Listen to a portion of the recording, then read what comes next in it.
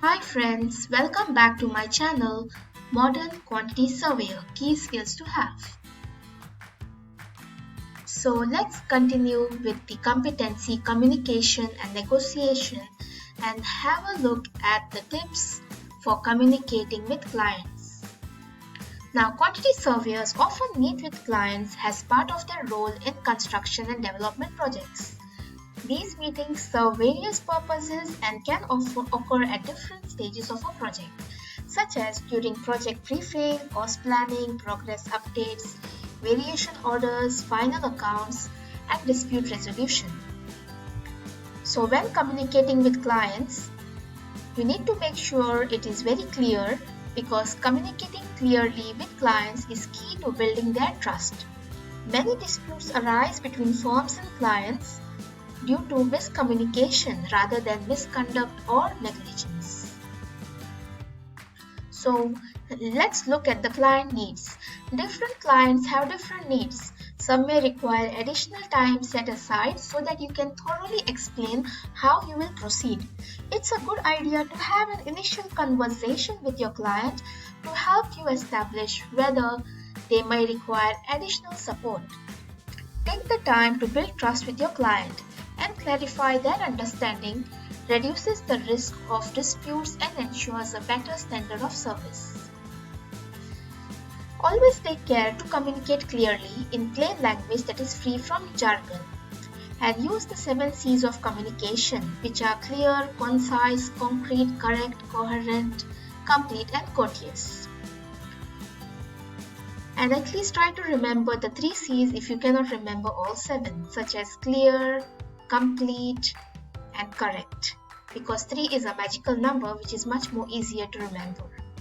Then tailor the message according to your audience. For example, you may need to explain things more simply to a consumer client than you would do to a commercial client.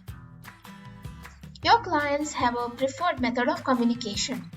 It may be beneficial for you to adapt your approach to meet this preference.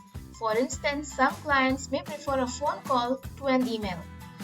As regulated firms move towards digital forms of communication and away from the paper-based letters, they may wish to explore alternative ways of communicating with the clients. Remember, there are also legal and security issues.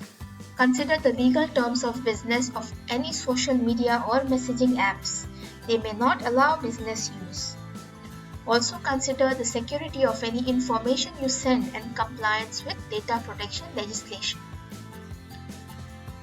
Regardless of how you communicate, make sure to maintain a record of all communications and confirm any key points in writing, ensuring these are recorded on the file. Responding to communications. With new forms of communication, working hours can become blurred. So to manage the client expectations, it's a good idea to indicate to the clients when they can expect you to pick up and respond to communications. Language barriers. Now, when the language you and your firm operate in is not the native language of the client, consider whether you need to translate materials and communication. You should consider the benefits of translation and balance this against the associated risk. Translation can be costly and there is a risk that you cannot verify the accuracy and quality of the translated materials. For this reason, you may opt to keep communication in one language, but ensure that it is written simply and clearly so that it can be translated by your client if necessary. Cultural differences. The paradox which faces us is that each group of humans appears to be externally different, yet underneath these differences there is a fundamental similarity. So look for the similarities to avoid misunderstandings. Think about cultural differences in communication. For example, some cultures are more direct in communication than others. Different communication styles can be read as rudeness or a lack of clarity. Neurodiversity can also affect how people communicate. Please make a comment below if you know what is meant by the term neurodiversity. Lastly, try to understand and adapt to clients whose communication style is different from yours, both in how you communicate and respond. Communicating changes.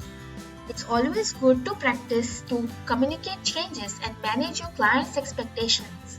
Clearly outline how long something is likely to take. Let your client know if you are unlikely to meet any deadlines. Respond to communication in a timely manner and make sure to clearly explain the outcome, especially if your client is unlikely to agree with your opinion or findings. Consider phoning if you are delivering unwelcome news.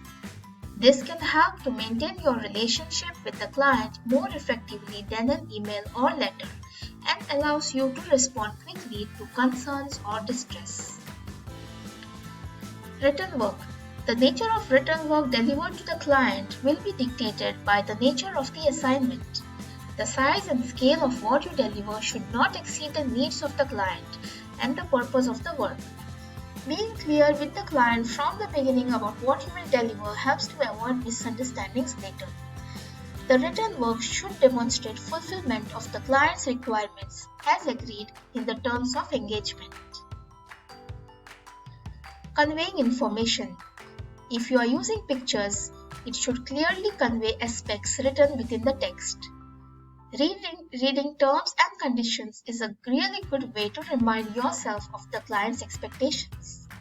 Effectively conveying information that is useful to the reader and supporting them to make the right decision for their needs.